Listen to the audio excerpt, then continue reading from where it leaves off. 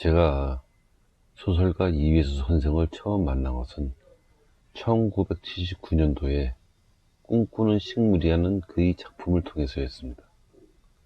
하지만 그때는 별다른 느낌이 없었어요. 그냥 내용이 소설가 이상의 날개와 비슷해서 이상과 비슷한 생각을 하는 사람인가 보다 하고 말았으니까요. 그러다가 군대에서 제대한 1984년도에 칼이라는 소설을 통해서 또 이혜수 선생을 만났는데요. 희생이 주제였던 그 소설을 읽으면서 막연하게 나랑 비슷한 생각을 하는 사람이 또 한 명 있구나 생각했었습니다. 그런데 책 맨 뒤에 웬 도표가 하나 나오더라고요. 바로 이건데요. 처음에는 그저 소설의 일부인 줄 알았죠. 그런데 다시 보니까 그게 아니더라고요. 계속해서 흘러가는 물처럼 사람의 생각은 끊임없이 변하는데요.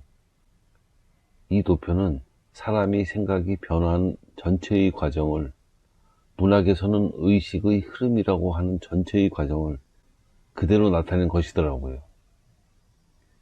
그 복잡한 과정을 이렇게 간단한 한 줄이 도표로 나타나다니. 도표를 살펴보면서 몇 번이나 절묘하다 감탄했던 것 같습니다. 사람은 아무것도 모르는 채로 이 세상에 태어납니다.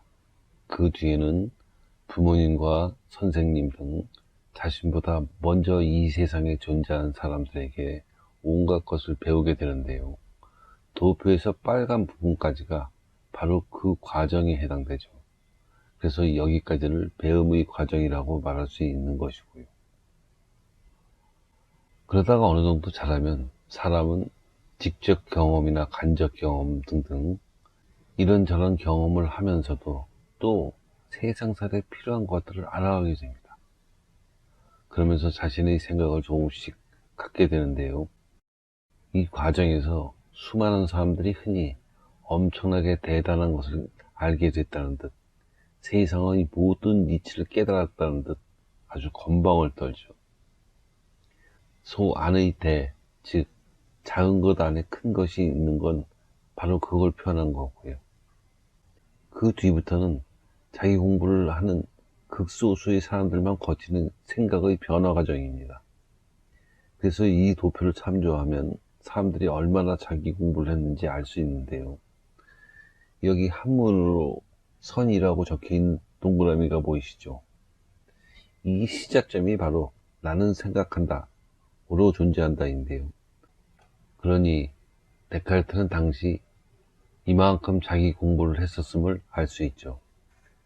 정확하게 말하면 이제 막 제대로 된 자기 공부를 시작한 거였고요.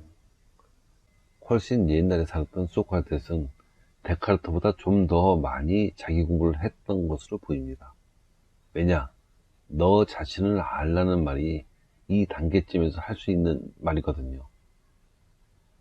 악법도 법이다 등등 다른 말들을 했던 것을 보면 한 단계 더, 즉 이만큼 자기 공부를 했던 듯 싶은데요. 그건 제 추측일 수도 있으니까 소크라테스는 이만큼만 자기 공부를 하고 억울하게 죽었다고 이해하면 될 듯합니다. 그리고 우리나라의 성철승려를 비롯한 산은 산이요 물은 물이다 말하는 사람들과 노자는 이 정도 자기 공부를 한 듯 싶습니다. 산은 산이요 물은 물이다 이런 말이나 지극히 높은 선은 물과 같아서 이르지 않는 곳이 없다, 즉 상선약수라는 말을 이쯤에서 하게 되거든요. 그런데 들리는 소문에는 우리나라의 성철승려가 최소한 여기까지는 자기 공부를 했다고 합니다. 여기에 이르면 곧바로 그 다음인 마지막에까지 이르게 되는데요. 그러니 소문이 사실이라면 성철승려는 죽기 전에 자기 공부를 모두 끝마쳤다는 말이 되겠죠. 하지만 제가 확인을 하지 않아서 그렇다고 단정할 수는 없는데요. 그렇다는 소문이 있다는 정도로만 알아두시기 바랍니다. 또 한 가지, 도덕경이 나오는, 즉 노자가 말했다는 도를 이회수 선생은 도표에서 신이라고 표현했는데요. 궁극적으로는 이 도표에서 맨 뒤의 갓을 의미합니다.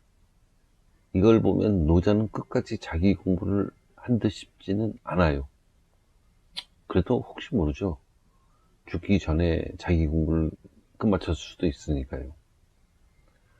아무튼 빨갛게 표시된 이 도표의 맨 끝에 이르게 되면 사람은 자신이 왜 이 세상에 태어난지, 사람으로서 이 세상을 어떻게 살아야 할지 등등 그동안 알고 싶던 것들을 모두 알게 됩니다.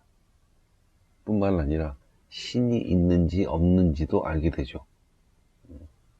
또 신이 있다면 어떤 신이 진짜인지도 알 수 있고요. 그러니 힘들게 신이 있냐 없냐 논쟁할 필요가 없어요. 그런 짓이야 자기 공부를 안 하는 사람들이 하는 거죠.